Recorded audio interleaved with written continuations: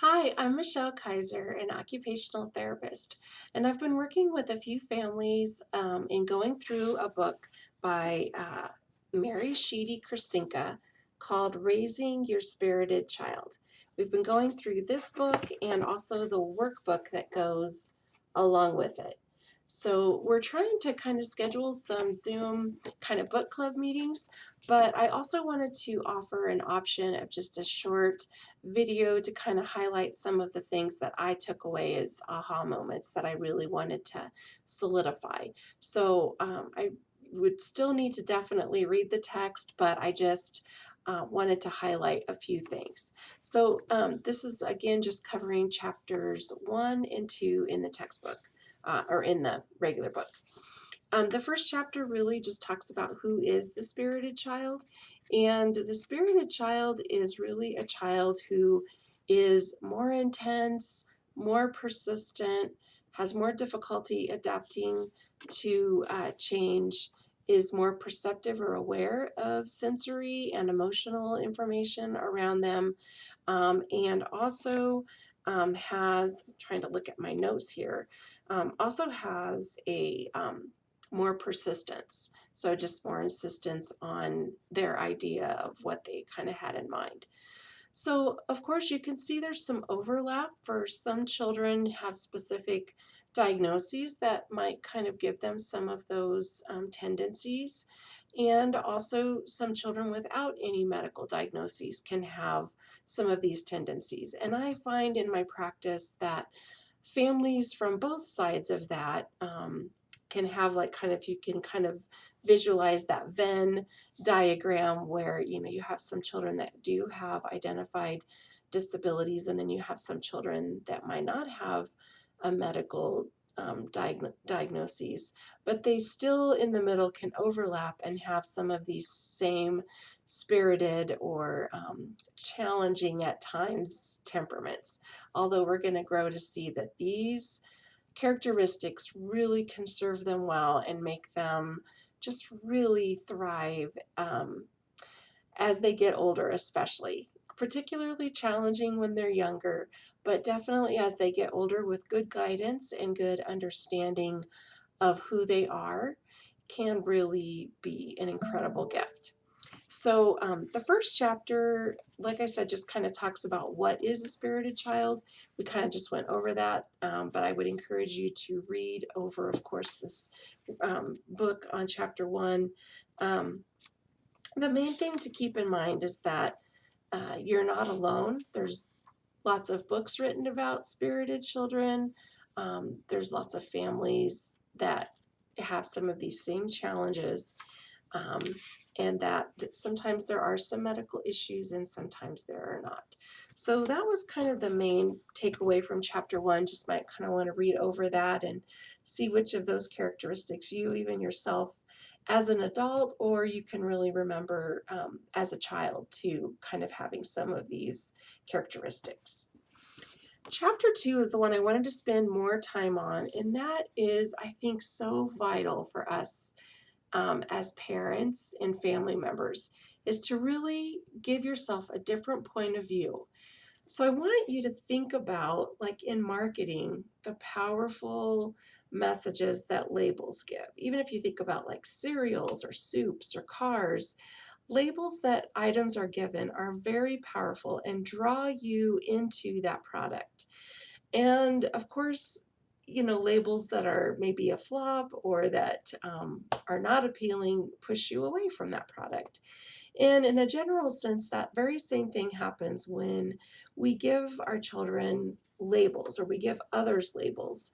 And we're going to talk about in a little activity, couple activities, how you can kind of identify those labels that you're giving your child, or maybe a grandchild or a friend's child, and how you can reframe those to be accurate, but also change that into a positive perspective. Um, there's also something that's very well researched.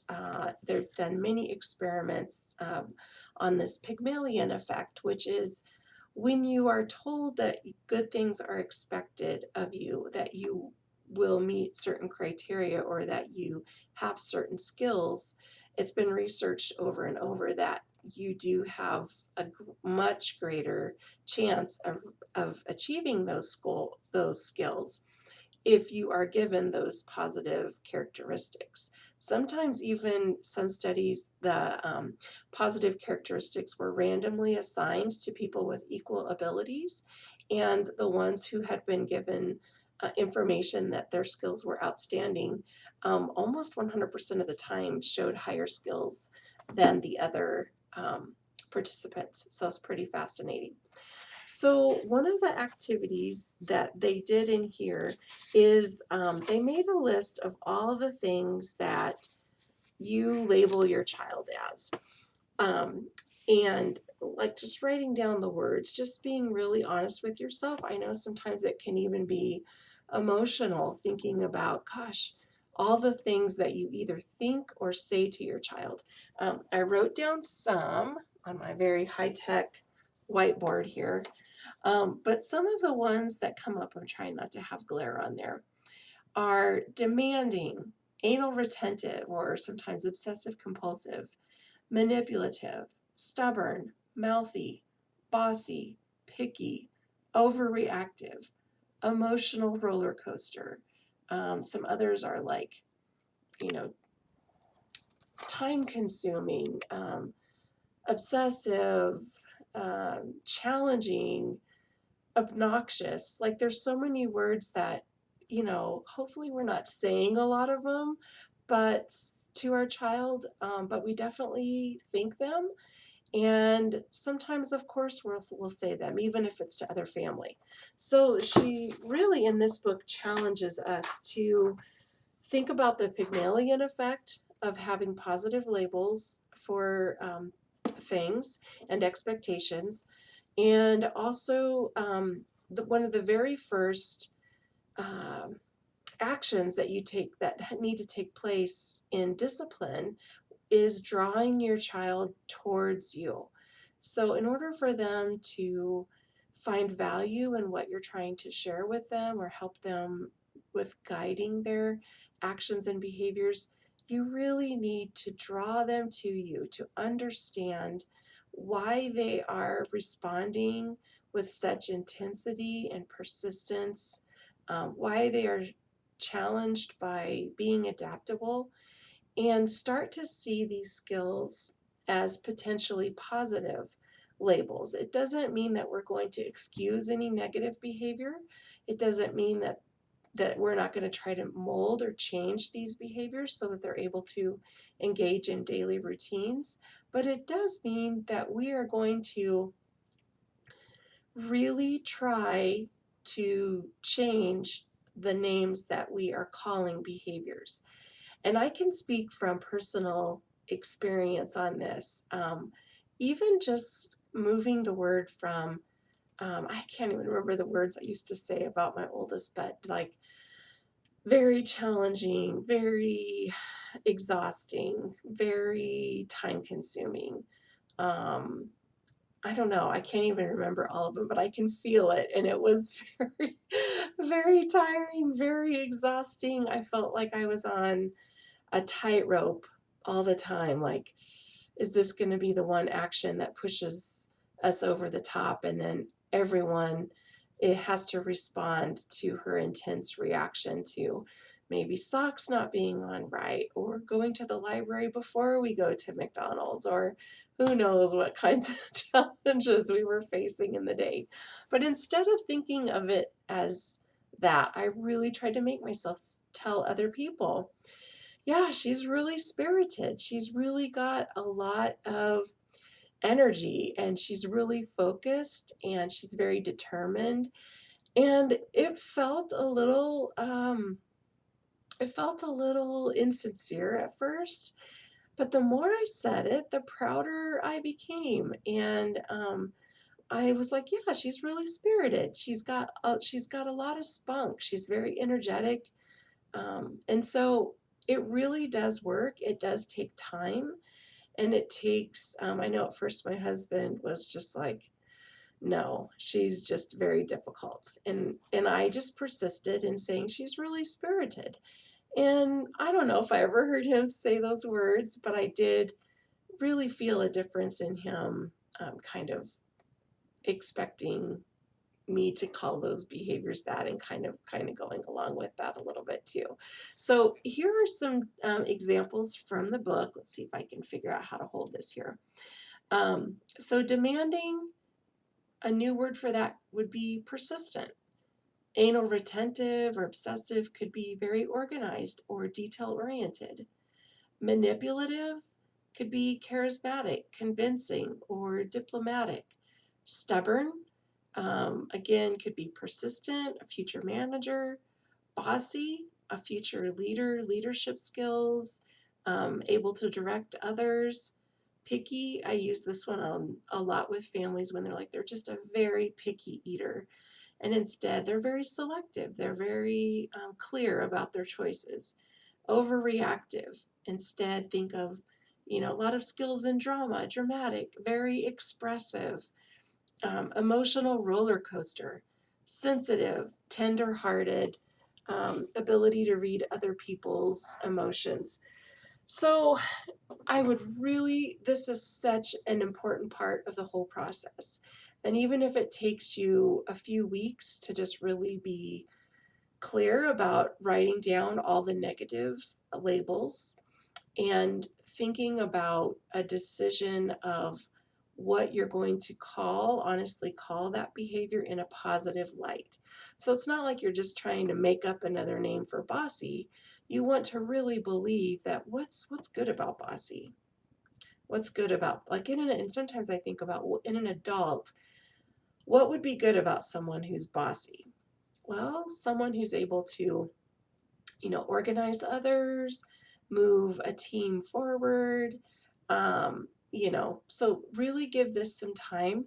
I would encourage you to write down on a note card, stick it on your refrigerator, really catch each other if you have other family members that you're working on with this, and say, oh, she's not picky. She's being very selective tonight in what she wants to eat or what book she once read. Or she's not being dramatic, she's just really emotionally expressive. She's got a wide range of emotions that she expresses.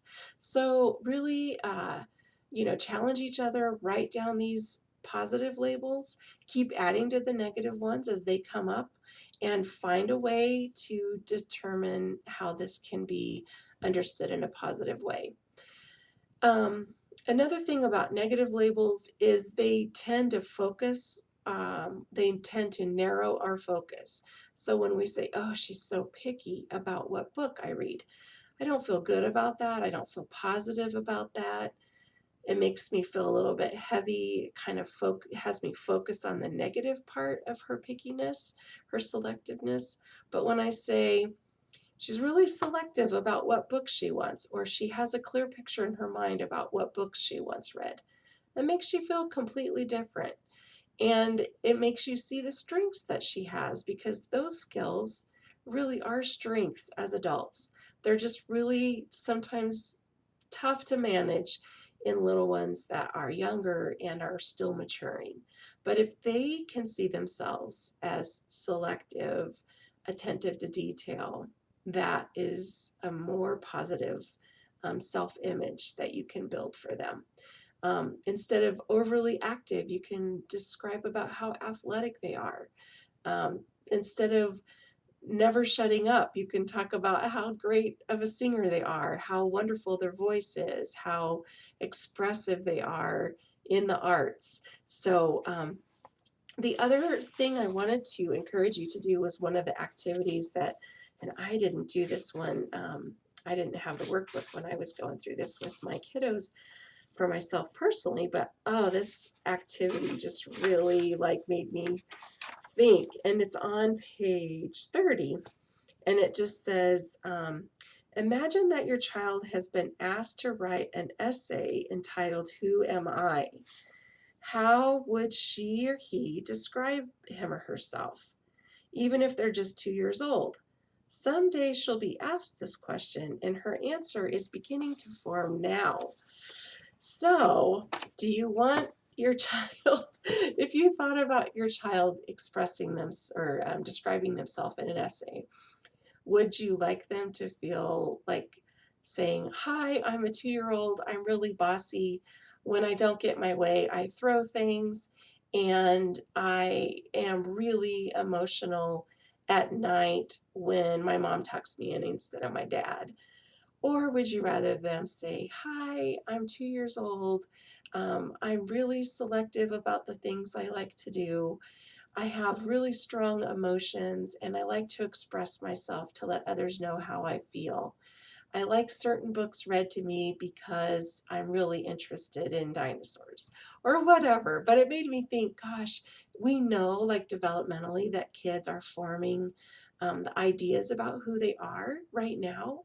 And so we want them to hear the words that we want them to tell themselves because we know as adults that we keep telling ourselves those tapes of things that were told to us as we were growing up, and we want our kids to be able to tell themselves things that throughout their childhood and adulthood that are positive and will build on their strengths.